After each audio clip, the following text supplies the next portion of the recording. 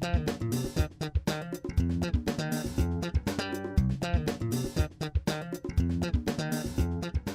have the complex task of transitioning you from Italian to English. English is not my mother tongue either, so I will try to help you in projects. I'm using the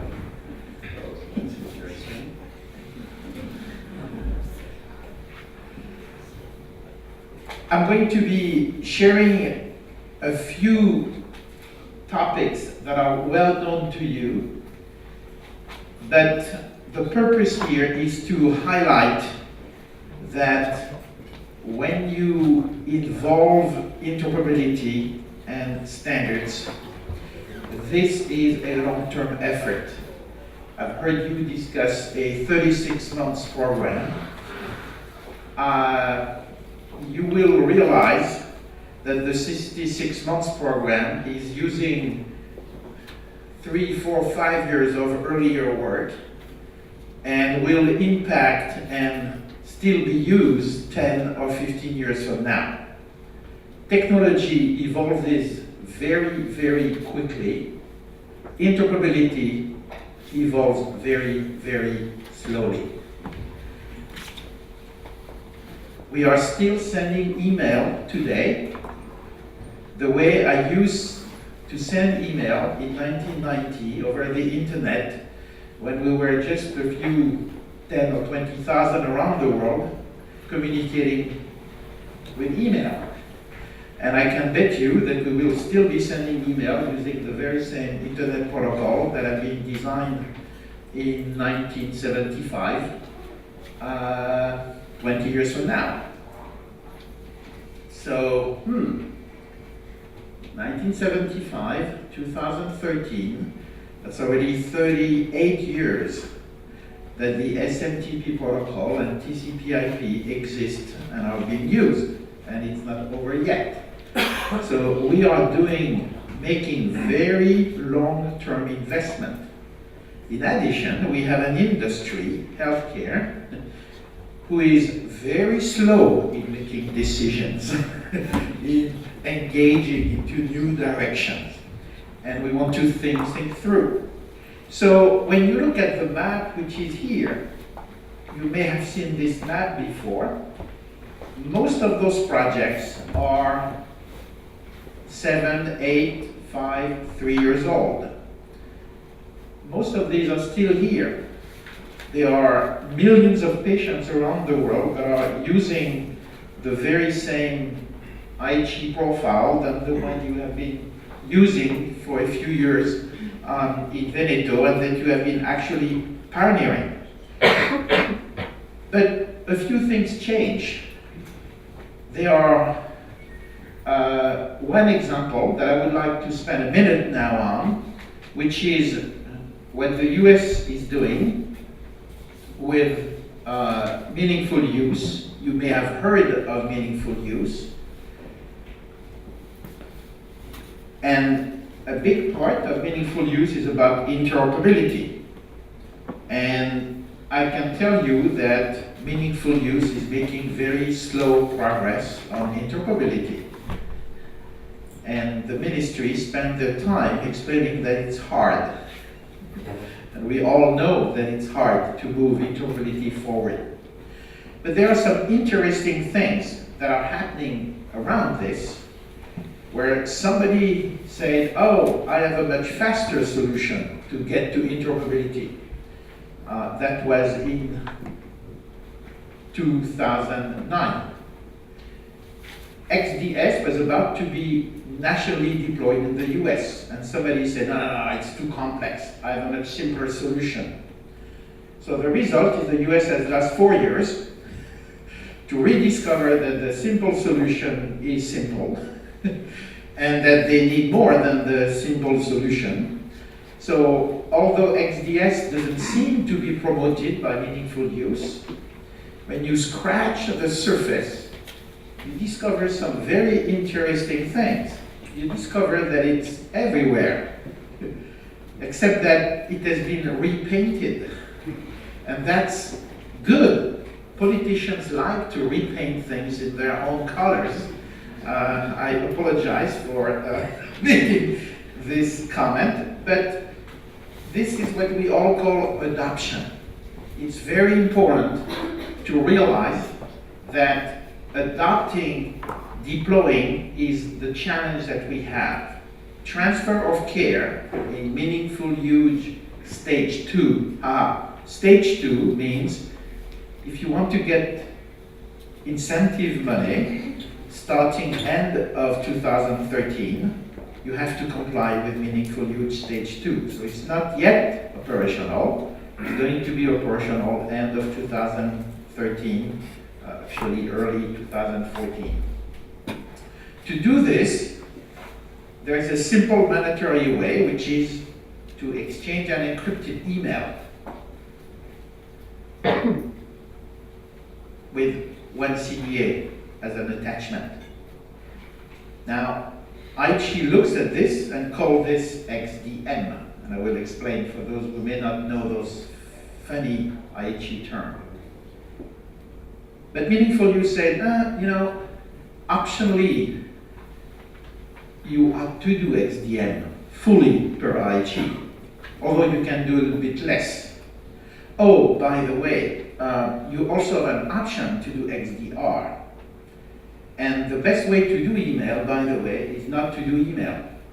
The best way to do email is to do XDR, which is to publish just like you do to an XDS registry repository. And that's what IT called XDR. This is declare an option. When you study the rule, you discover that the option is actually absolutely necessary, and this is what 100% of the IT of the vendors are going to do. So everybody talks of meaningful use doing email. In reality, the EHR will not deploy email. They will deploy XDR. And there are reasons for this. I don't want to spend the time with those reasons. But it took 4 years to try to do something else. And in the end, in the last 6 months, US kind of realized that the simple solution was not that simple. You had to go with the IT profile.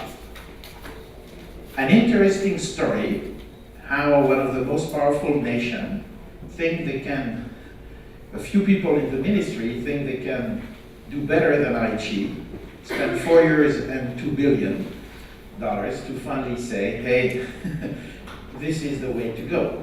And this is the way things are going to go. There is actually a revolt of the Department of Defense and the Veteran Administration against the Ministry of Health for having taken the nation into a 4-year detour. They've already deployed XDS and XCA, and they are very happy with it. And there are millions of patient records exchanged every day that way.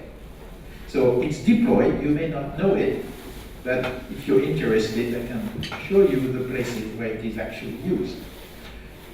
This is a simple story to tell you how interoperability and the experience that has been built and organized around IT is not only valuable, but has proven quite effective and successful.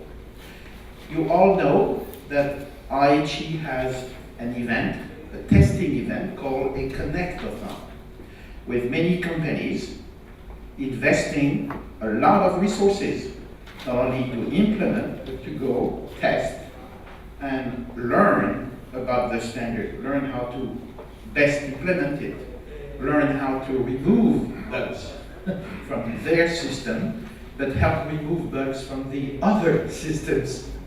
Because you may have the perfect implementation, if you talk to no one, you have failed.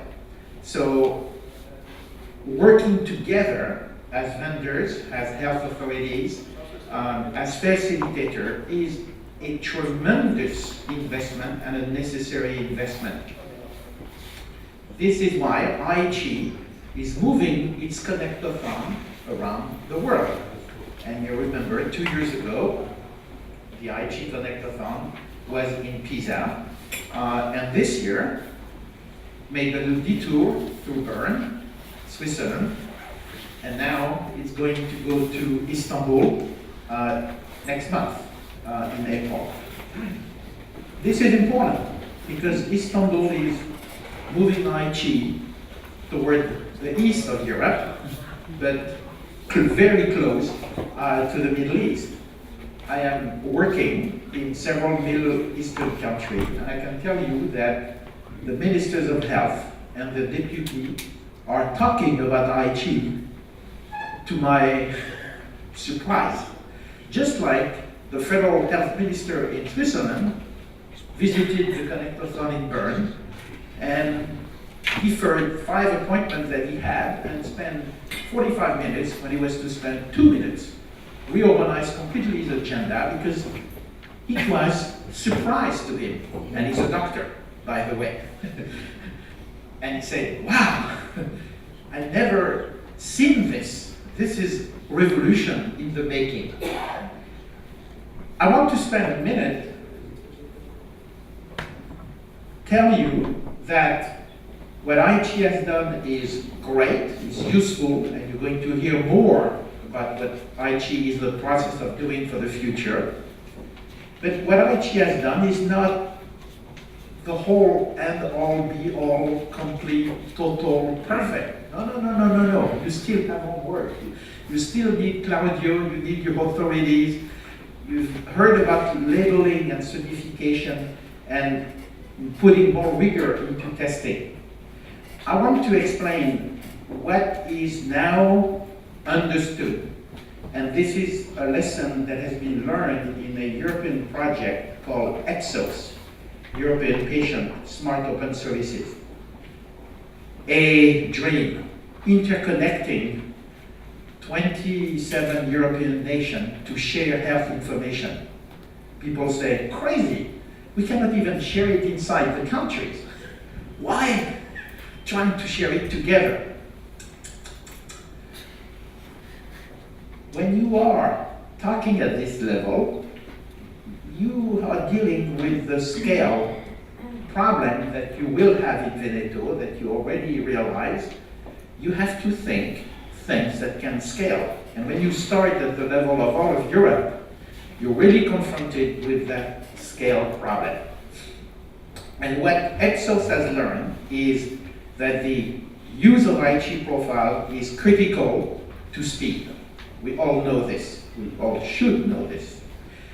The use of the testing of IT profile in a connectathon is a critical step, a necessary step, but not a sufficient step. There is testing, a step of testing which is afterwards.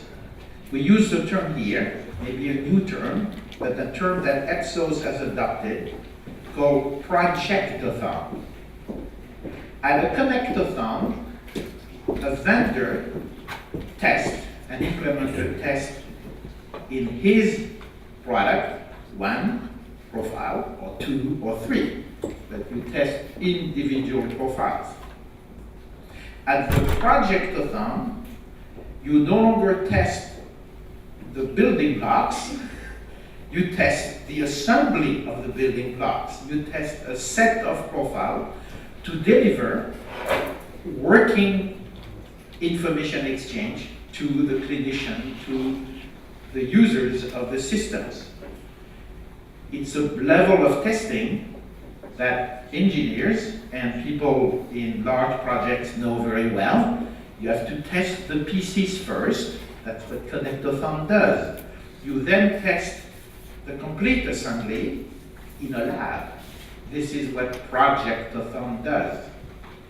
And this is where a Veneto labeling to the Veneto specification that assembles a set of profile makes sense. Is this redoing everything? No. It's just checking that the pieces fit together. That's what we do in a projectathon. But that's not all. When the product will go with the Veneto set of IT profile at a hospital, at a doctor, at a pharmacy, and somebody installs it, we all know that it will be broken. Somebody will misconfigure the product. Somebody will forget some software module that should have been there that have not been installed. Somebody will connect this with a number of other systems that are going to feed wrong information, making a correct implementation becoming wrong, not because of this vendor, but because of that vendor that gave information that was then forwarded. So we need a third level, which is pre-production testing, where we actually test the system on site. As vendors and as project managers, it's very important to distinguish each one of those steps, because connectathon is necessary. We don't want complexity, one profile at a time, we test in a lab. Projectathon, a Veneto projectathon, a German region projectathon, a French EMP projectathon, that is needed to check the set in a lab for this project specification. And we want to do this well, because when this product that has been checked at Projectathon for Veneto region get installed here, there, in many places, I don't want to redo all of the testing. This is what we do today. So maybe we have to do it better, so we do it once. So doing this Projectathon once is actually cost saving. So we'll not spend too much of you, 12 million, spend them in the Projectathon. We, the vendors, will spend it once and all, and so that we spend very little every time we install the products and deploy them. What does this teach us? It teaches us that IT can also help us organize our testing in a rational way. The tendency of every hospital project is to retest everything. And often we don't have any choice. We cannot do that for a region. If we retest everything at every installation in a regional project, it's not 12 million euro that you need every year. Every year? No, for the whole project. Yeah, it's probably 200 or 300 million. You don't have that money, it's good. You don't want to have that money, otherwise you're going to do it in a dumb way. And there are many national projects that are being so rich that they have failed. There are many projects that were so poor that they failed. There's a good level of resources. So, just sharing some of those thoughts with you. What's important is to realize that there are tools that have been grown and developed to support this testing at different stages, and IT Europe is actually leading in this effort. How did IT Europe learn how to do that? In ETSOS. IT Europe and the Gazelle test tool over the last 3 years has grown and has been thought through over so that it can expand beyond the connectathon to the projectathon and to the pre-production testing. This was not the case 3 years ago, 4 years ago. So you see, things are maturing. These are opportunities for the vendors, for the authorities, for the hospitals in their deployment. I'm changing completely topic, not quite. Many people have said to IT, you're a nice machine to create profile specification. I give you, not perfect, I give you an 8, maybe 9 out of 10. On testing for connectathon, you're pretty good. You still have to improve, but I'll give you a 6, 7 out of 10. But there is one thing that you IT are not doing well enough. Networking the people that are actually deploying things. What I explained on testing is a lesson that was learned in ETSOS, that I took out of ETSOS into the US national backbone that was struggling with their testing strategy. I explained this, and they immediately said, "Ah, that's why we have so much problem and we are so slow in testing and deploying systems." They deployed it, they checked that it was true.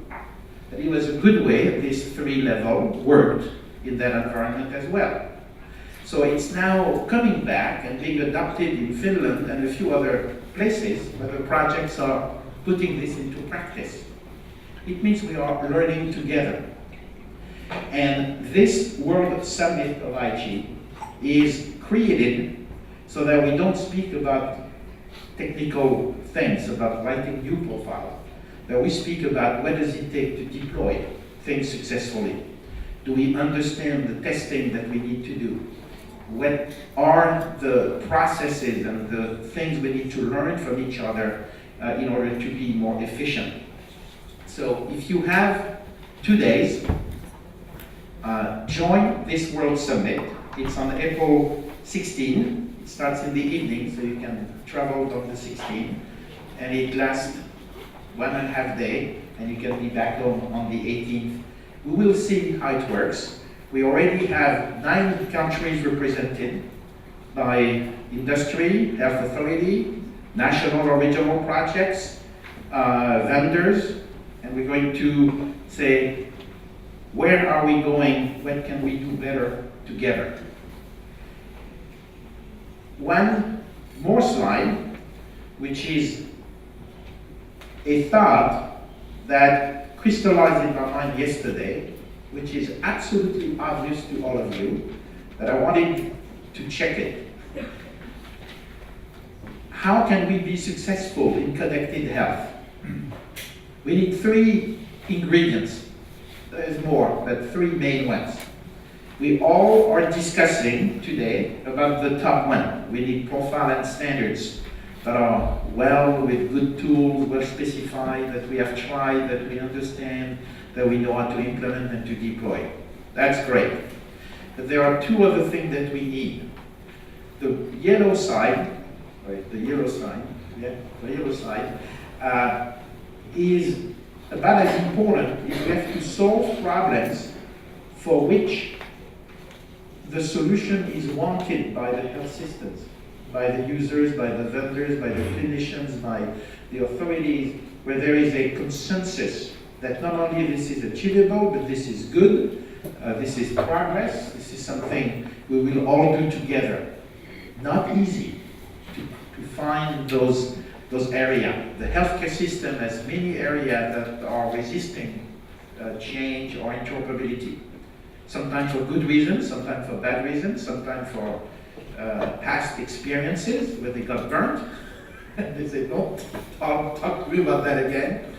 So we have to find those islands of peace where adoption is likely to happen, and not be naive to think that we're going to solve all interoperability across the whole system at once. No, we have to attack by topics, and I see that you've tried to identify those areas. Sometimes they are pushed from the political side, but the politicians have to remember that you don't push on the health system when it's politically needed. If the health system doesn't want it, it's not going to happen. You can push whatever you want, it's going to resist, and it's known, well known worldwide to resist. It's probably the common trait of all health systems across all of the nation, is the health system has an ability to resist about anything and everything. So we need to think about those yellow areas and make sure we pick the one that can be successful. I always remember the UK, the English NHS program that said initially, imaging is too complex, too much volume, we're never going to share images, that's 6 years from now. And after 1 year of program, they realized it was actually one of the easiest things to do and in the area where they've been the most successful.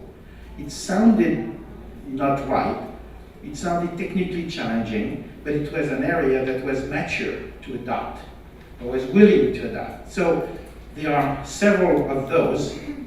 Finding those and pushing interoperability on those is a way to make progress. The green thing is also equally important, is you cannot push too soon and you cannot push alone. There is a funny body called the vendors that are trying to figure out what the market wants. And believe me, it's not easy to find out what the market wants, especially in interoperability. Because the market wants everything, solved immediately, magically, paying nothing for it. And that's usually hard, but in the world of interoperability, where everything is confused, that's even harder.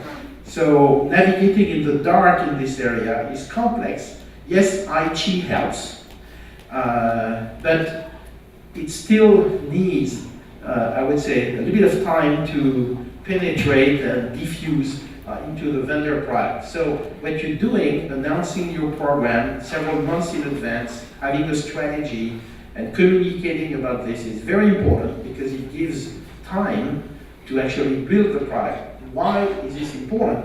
Because if you have the bad product that have the right interoperability, you're going to fail. If you get the best product that have the wrong interoperability, you're going to fail.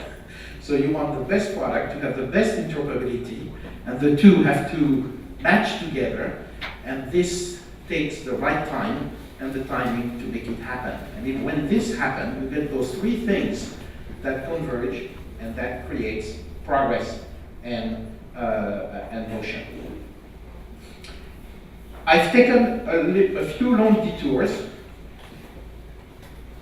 but let's come back to the topic that I was supposed to address, which is moving information. You've all heard of XDS, sharing documents, finding a way that information is organized and whatever the information is about. I can index it, locate it, find it, search it, bring the information back, irrespective of the contents of those documents. So a document-neutral way to share health information so that I can standardize the content of the document as I go and as I grow. This is a model: publish, query, and retrieve. This is a sharing model. It's a model that makes a lot of sense in healthcare because there is an unpredictable element in healthcare called the patient. And the patient, you never know where they go, you never know where they're going to show up, they're late, they don't come to their appointment, or they come in an emergency situation which nobody wants to see happen, but that unfortunately happens. So this unpredictable element, which is the patient, is making the query retrieve model very useful and important to address many of the workflows and of the exchanges. But we've learned also that this is not always possible, nor the right way to move information. Sometimes we want to push information to a specific place and get that information notified or accessed. And IT has defined a profile which is actually a subset consistent with XDS, which is XDR. And XDR is pushing one or more documents from one place to another. This is what the US is going to deploy as their basic level of interoperability in meaningful use. XDM does the same thing, but instead of being a web service interaction, XDS does it via email. The great benefit of email, it is ubiquitous. The great drawback of email, it's very complex to secure and to make reliable, to make sure that it got there. How do you know that? We all know some of the accidents that happened around email. And however, it has some merit, and this is what the XDN profile is doing. And like XDS, it's a push and a pull, where you receive the email and you can actually multicast an email if you wish. And then we have XCA, which is the little brother, where if you take XDS island, how do you get those islands to talk to each other? So that's the peer-to-peer model. That's what EPSOS does. EPSOS, one country, another country, they talk XCA. They discover each other, their patient, they query onto each other. There's no registry, there's no repository in Brussels, in EPSOS. Okay? The countries are talking peer-to-peer, but they want to talk in a standardized way, peer-to-peer, and they are using XCA to do that. This is what is used in the national backbone in the US. This is what Kaiser and the VA are using in a routine way today, and there are 18 states that are actually deploying XDS inside and XCA between the states. Why do I speak about this? Because you see, we spoke of meaningful use in the US. They started with email and XDN. They moved to XDR, and at the same time, they're deploying XDS and XDR. So what we're discovering in a complex health system, you need all of those. We may start in one place, but eventually you will move to some of the others. Let me tell you one of the other interesting things that is in XDN. XDN allows you to store information not as an email attachment, but on a USB. A lot of people want to move health information on a USB. A lot of people would like to extract information out of an EHR, put it on a 2 terabyte disk, and reload it into another system. XDN does that. And how does it work? It works pretty much like XDS. It's XDS on a media. Is that useful? Yeah, it's a topic that people keep on talking about, which is portability of data. And you discover that when you exchange data, you can get also data in and out of system via media. And XDN does this. So IT is a resource that has tried to look at all of those situations in a consistent way. So although you may build one way for your project initially, you also have other capabilities that are easy to get to. This is a consistent system. The profiles are not a random choice. They're all built on each other. And you're going to hear more about this in the upcoming presentation. In the rest of the day, you're going to see how IT solves bigger problem, building on the profile that already have solved some of the smaller problems. So the collection grows. Today there is about 140 IT profiles, and we are here in Veneto this week to create another 15 for this year. And this is what we are doing, and this is what many of the speakers are going to hear this week are coming here to do, and are very happy to share with you. Thank you very much for your attention.